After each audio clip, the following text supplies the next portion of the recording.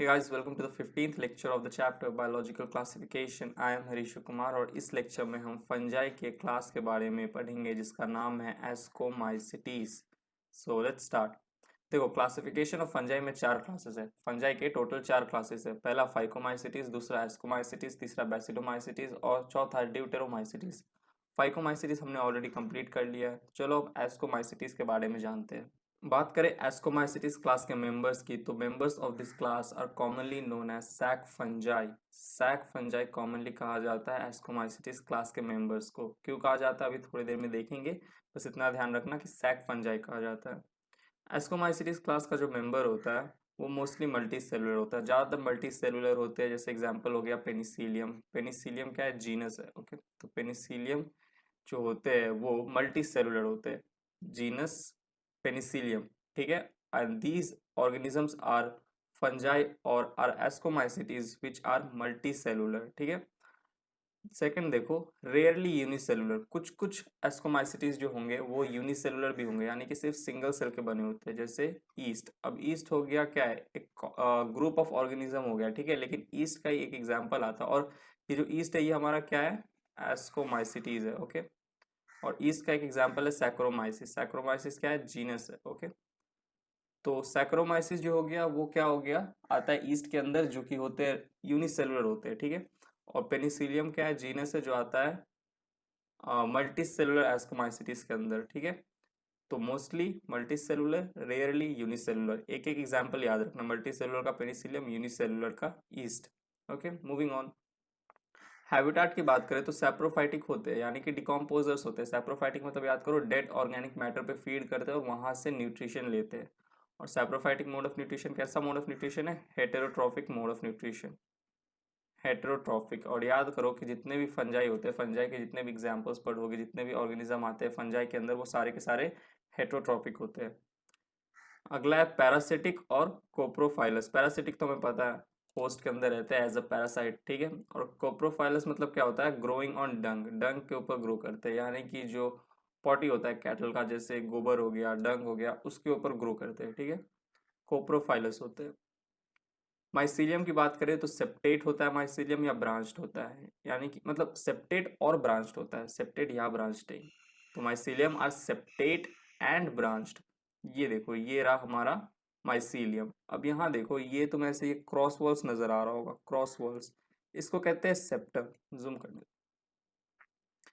ये देखो, ये क्रॉस वॉल्स है, क्रॉस वॉल है ना, इसको कहते हैं सेप्टम। और इसका प्लूरल होता है सेप्टा, मतलब बहुत सारे सेप्टम को एक साथ कहा गया सेप्टा। ये जो सेप्टम होते हैं देखो यहाँ पे से प्रेजेंट है, ठीक है। इसीलिए कहा जाता है कि जो माइसीलियम है वो सेप्टेट है, because of the presence of septum, और its plural term is septa, ठीक है। ब्रांच्ड है, देखो ब्रांच्ड है, यहाँ से ब्रांचेस निकला हुआ है माइसीलियम का। जो माइसीलियम है हमारा ब्रांच्ड है, तो ब्रांच्ड के साथ साथ सेप्टेट है। ओके, यूनिन्यूक्लिएट होते हैं, यानी कि सिर्फ एक न्यूक्लियस प्रेजेंट होता है। देखो, ये देखो, एक न्यूक्लियस प्रेजेंट है। सेप्टा से ऐसे देखो क्या बाउंड्री है, यहाँ पे डिवाइडेड है, और हर सेल में क्या है? एक न्यूक्लियस प्रेजेंट है हर सेल में, देखो।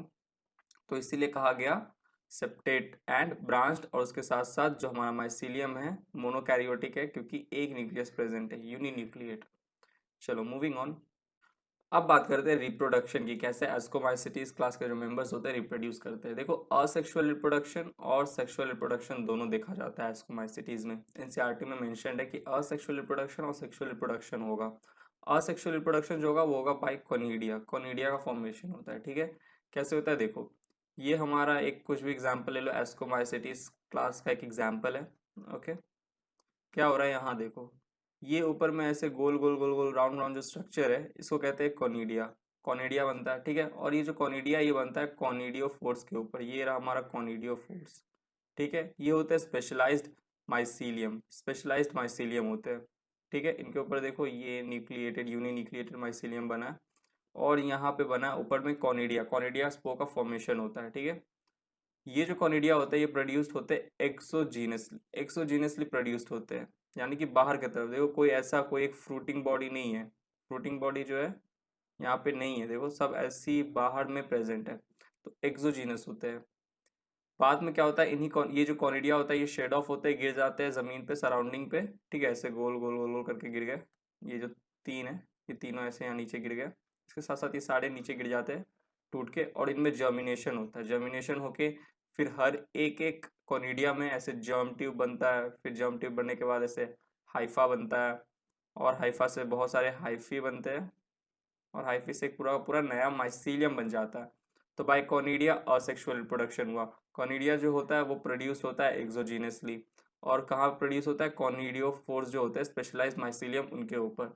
तो यहाँ पे हमने असेक्सुअल रिप्रोडक्शन देखा। अब चलो मूव करते हैं सेक्सुअल रिप्रोडक्शन की तरफ। देखो सेक्सुअल रिप्रोडक्शन कैसे होता है एस्कोमाइसिटीज क्लास के मेंबर्स में। ये हमारा दो माइसीलियम है, ठीक है, ऐसे तो ये हाइफा है, बट समझ लो बहुत सारे माइसीलियम प्रेजेंट होंगे, उन्हीं का एक ब्रांच्ड स्ट्रक्चर है। तो ये यहाँ पे क्या है, देखो ये जो दो कंपैटिबल माइसीलियम जो होते हैं वो कांटेक्ट में आते हैं, ठीक है। यहाँ पे देखो ये जो न्यूक्लियस है ये हैप्लॉइड है, ठीक है, ये भी हैप्लॉइड है, दो गैमेट है, गैमेट आए, ठीक है। अब ये क्या करते हैं, फ्यूज करेंगे।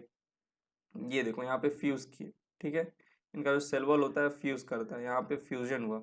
और फिर क्या होता है, अभी फ्यूजन हुआ नहीं है, देखो फ्यूजन होगा अब देखो यहाँ पे एकदम अच्छे से फ्यूजन हो गया। और याद करो फ्यूजन ऑफ साइटोप्लाज्म को हम कहते हैं प्लाज्मोगैमी, जो कि सेक्सुअल रिप्रोडक्शन का सबसे पहला स्टेप है।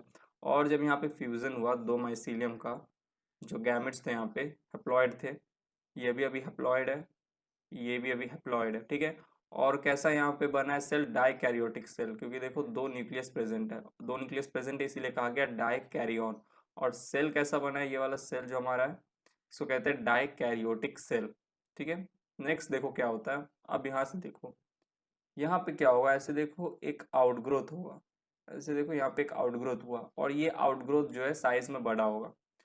इस आउटग्रोथ को कहते हैं एस्गोजीनस हाइफा, ठीक है, एस्गोजीनस हाइफा। अब ये साइज में बड़ा हो रहा है, ये देखो साइज में बड़ा हो गया। और ये जो दो न्यूक्लियस थे हमारे यहाँ पे जो डाइकैरियोन थे, ये डाइकैरियोन मूव कर जाते हैं ऊपर की तरफ, और यहाँ इस ये जो स्ट्रक्चर था यहाँ आ जाते हैं, ठीक है। इस स्ट्रक्चर को कहा जाता है एस्कस, एस्कस, ठीक है, जो कि होता है सैक लाइक स्ट्रक्चर। इसीलिए एस्कोमाइसिटीज के मेंबर्स को हम सैक फंजाई भी कह रहे थे, क्यों, क्योंकि उनमें देखो सेक्सुअल रिप्रोडक्शन के टाइम एस्कस का फॉर्मेशन होता है। ये देखो सैक लाइक स्ट्रक्चर है, इसको कहते हैं सैक लाइक स्ट्रक्चर, ठीक है। अब देखो एस्कोजीनस हाइफा कब कर रहे हैं, जब ये जो आउटग्रोथ है जब स्टार्ट हुआ इनिशियली, जब थोड़ा सा बड़ा होता है, लेकिन जब ये आउटग्रोथ बहुत बड़ा हो गया, ठीक है, और इसके अंदर हमारा डाइकैरियोन न्यूक्लियस जो था वो भी चला गया, तब हम स्ट्रक्चर को कह रहे हैं एस्कस, जो कि होता है सैक लाइक स्ट्रक्चर।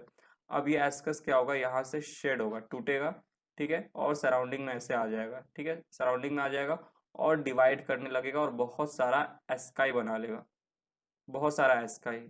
ये जो एक एस्कस था ये डिवाइड किया और बहुत सारा एस्कस बना लिया, जिसका प्लूरल है एस्काई, ठीक है।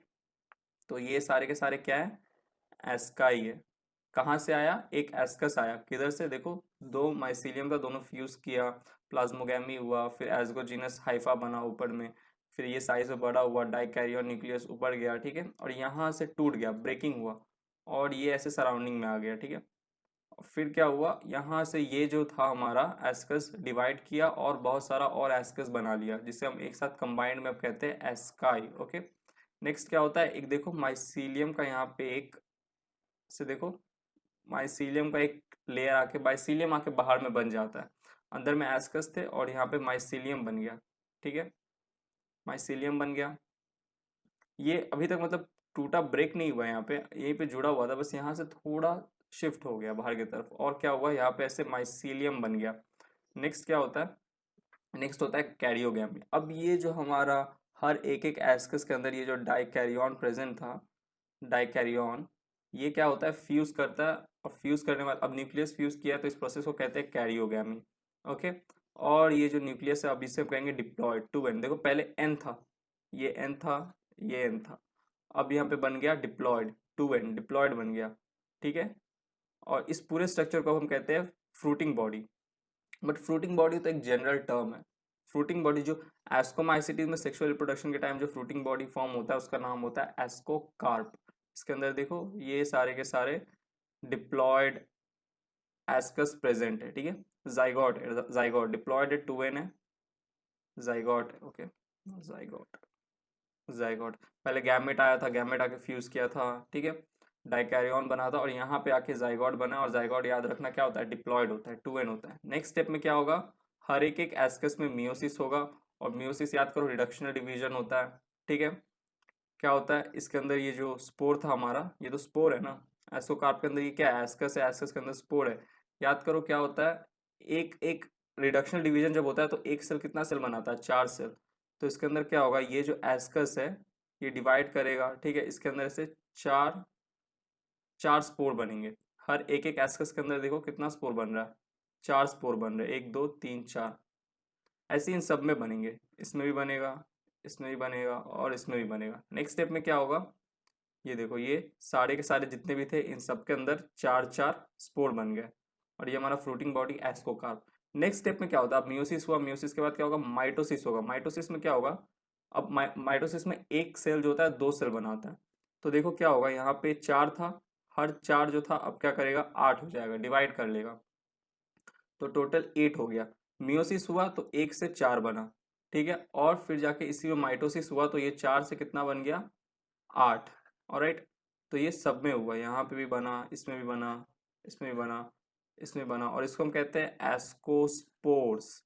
एस्कोस्पोर्स, फ्रूटिंग बॉडी क्या है, एस्कोकार्प, और इसके अंदर क्या बन रहा है, एस्कोस्पोर्स, ठीक है। अब ये क्या होगा, यहाँ पे ये बर्स्ट करेंगे, माइसीलियम जो होगा यहाँ से बर्स्ट करेगा, कहीं से भी बर्स्ट करेगा, और जितने भी एस्कोस्पोर्स थे ये सब सराउंडिंग में आ जाएंगे।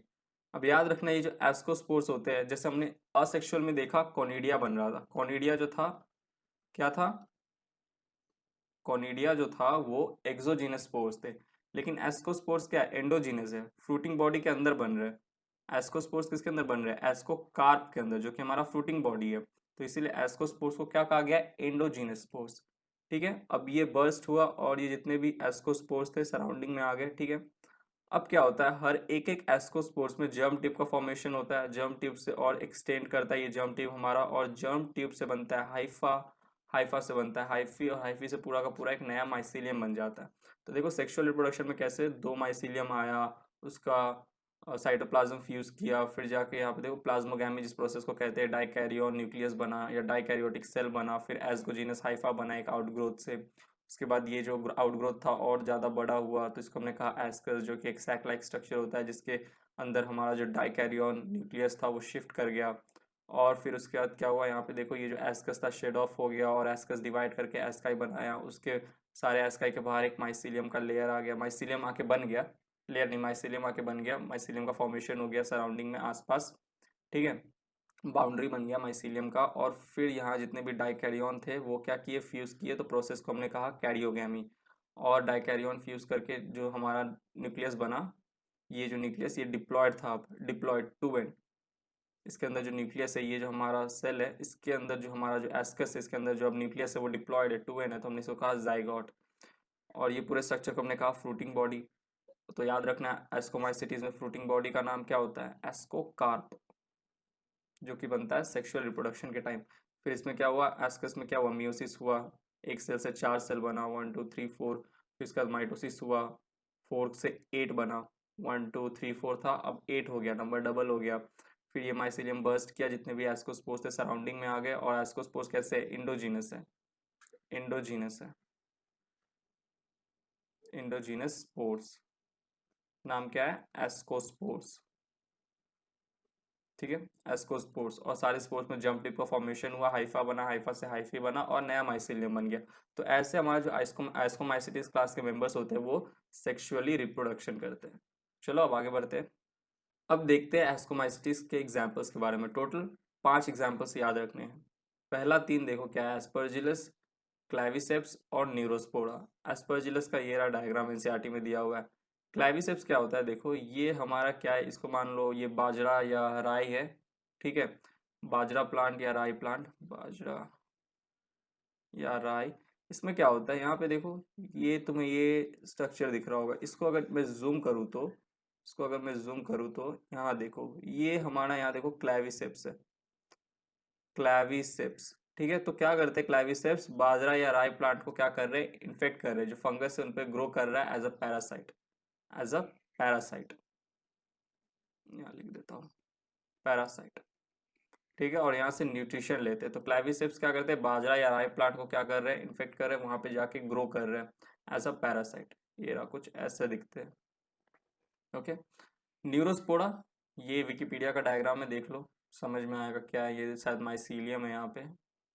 ठीक है, न्यूरोस्पोरा, न्यूरोस्पोरा के बारे में एक चीज एनसीईआरटी लिखता है कि Neurospora are use in biochemical and genetic work. Biochemical और जेनेटिक वर्क में काम आता है। आगे जाके तुम एक थ्योरी पढ़ोगे जिसका नाम है one gene one enzyme theory. One gene one enzyme theory, ये जो थ्योरी है ये डिस्कवर्ड हुआ था फंजाई के अंदर, फंजाई के अंदर। ठीक है, तो फंजाई के अंदर डिस्कवर हुआ था one gene one enzyme theory. तो जेनेटिक्स वर्क में काम आया था, बायोकेमिकल वर्क में काम आता है। ठीक है, तो इसीलिए न्यूरोस्पोरा को कहा जाता है ड्रोसोफिला ऑफ प्लांट किंगडम।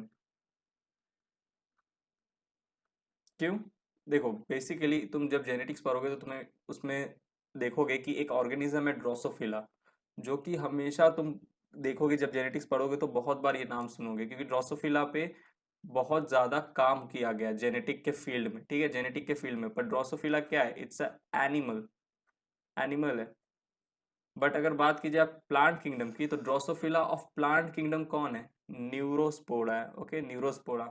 क्यों, क्योंकि न्यूरोस्पोरा जो होता है वो यूज्ड होता है बहुत सारे जेनेटिक वर्क में और बायोकेमिकल वर्क में। जैसे one gene one enzyme theory है, ये एक थ्योरी है जो कि दिया गया था जेनेटिक्स में, दिया गया था फंजाई का यूज करके, फंगस का यूज हुआ था। ठीक है, वैसे ही ड्रोसोफिला ऑफ प्लांट किंगडम कहा गया न्यूरोस्पोरा को। अब तुम सोच रहे हो कि यार न्यूरोस्पोरा जो है वो तो फंजाई है, तो ड्रोसोफिला ऑफ प्लांट किंगडम, यहाँ तो प्लांट किंगडम लिखा है, तो Drosophila of plant kingdom Neurospora एक फंजाई को क्यों कहा गया।